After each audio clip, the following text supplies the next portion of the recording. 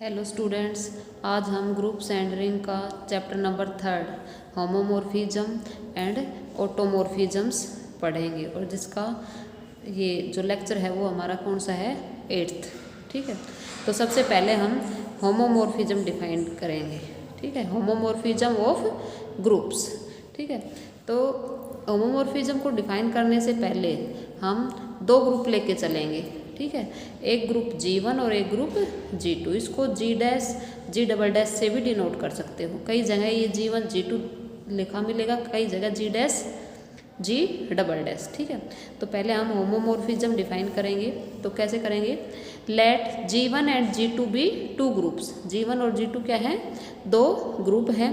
And let this and star denote their respective binary compositions या operations.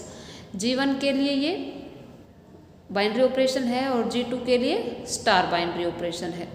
Then a mapping means then a function f G1 to G2 defined by f of AB, this is equal to fa star f of b for all AB belongs to G1 is called homomorphism। ठीक है, ऐसे ही हम addition में और multiplication में करेंगे। अगर addition में करेंगे तो f of a plus b क्या हो जाएगा? f of a plus f of b।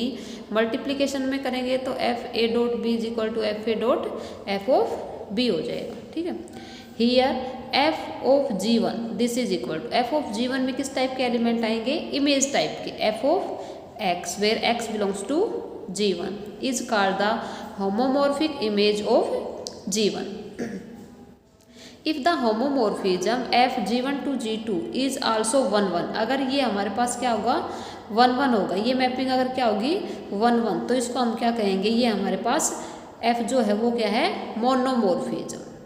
ठीक है, a homomorphism which is also onto होगा तो उसको हम क्या कहेंगे? एपीमॉर्फिज्म। तो 1 1 होगा तो उसको कहेंगे मोनोमॉर्फिज्म। अगर ऑन टू होगा तो उसको क्या कहेंगे? एपीमॉर्फिज्म। फिर आता है आइसोमॉर्फिज्म ऑफ ग्रुप्स। पहले होमोमॉर्फिज्म था, फिर क्या है? Isomorphism of groups. A homomorphism which is 1 1 and on two is called isomorphism. अगर ये हम जो मैपिंग फंक्शन लेके चलेंगे f G1 to G2, अगर ये 1 1 भी होगा और ऑन टू भी होगा तो इसको हम क्या बोल देंगे? ये हमारे पास आइसोमॉर्फिज्म है। In other words, a homomorphism which is monomorphism as well as epimorphism is called isomorphism। तो यही बताया था मोनोमॉर्फिज्म कब होगा? जब 1 1 होगा। एपीमॉर्फिज्म जब ऑन टू होगा तो मोनो भी हो गया और एपी भी हो गया। इट मीन्स ये क्या हो गया? आइसोमॉर्फिज्म। ठीक है, फिर कुछ रिमार्क्स हैं। If G1 is equal to G2, अगर दोनों ग्रुप्स क्या हैं? इक्वल हैं, then isomorphism is called automorphism. तो अब हमारे पास ऑटोमॉर्फिज्म की डेफिनेशन क्या हो गई? अब हमारे पास जो मैपिंग थी G1 to G2, अगर ये G1 to G1 G2 to G2 रहे तो इसको हम क्या कहते हैं? हमारे पास ऑटोमॉर्फिज्म है of the group। An isomorphism from a group onto itself is called automorphism। A homomorphism of a group into itself is called endomorphism। Okay, फिर आता है isomorphic groups. Two groups G and G'। अब देखो वहाँ G1 G2 था, यहाँ क्या ले लिया? G और G' are called isomorphic groups if there exist an isomorphism from G to G'। If G and G' are isomorphic groups, then we write G is isomorphic to G'। तो ये हमारे पास जो सिंबल है वो क्या किसका होगा? आइसोमॉर्फिक का। अब थ्योरम्स आती हैं। If f G1 to G2 and f is homomorphism, f क्या दे रखा है? Homomorphism such that E1 is identity of G1 and E2 is identity of G2, then prove that f of E1 is equal to E2। G1 की भी identity दे रखी है और G2 की आइडेंटिटी दे रखी है, तो हमें क्या दिखाना है? f of E1 is equal to E2। हमने G1 और G2 क्या थे? ग्रुप थे, तो हमने एक एलिमेंट ले लिया। Let A belongs to G1 then f of A belongs to G2। यही हमारे पास जो फंक्शन है वो G1 के एलिमेंट्स पे जब f अप्लाई करेंगे तो G2 के एलिमेंट आएंगे और G2 के जो एलिमेंट आएंगे वो किस टाइप से आएंगे? इमेज टाइप से। Now f of a into E2 this is equal to f of a, क्योंकि E2 क्या है, आइडेंटिटी है। आइडेंटिटी से किसी भी एलिमेंट को मल्टीप्लाई करेंगे तो सेम एलिमेंट वही आएगा। इसको हम लिख सकते हैं एफ ऑफ ए, इवन करने से कोई फर्क नहीं पड़ा, ठीक है। इसको क्या लिख दिया, f of a f of even, क्योंकि एफ हमारे पास क्या था, होमोमॉर्फिज्म था, but G2 is a group. By cancellation law f of a E2 this is equal to f of a f of E1 this is equal to E2।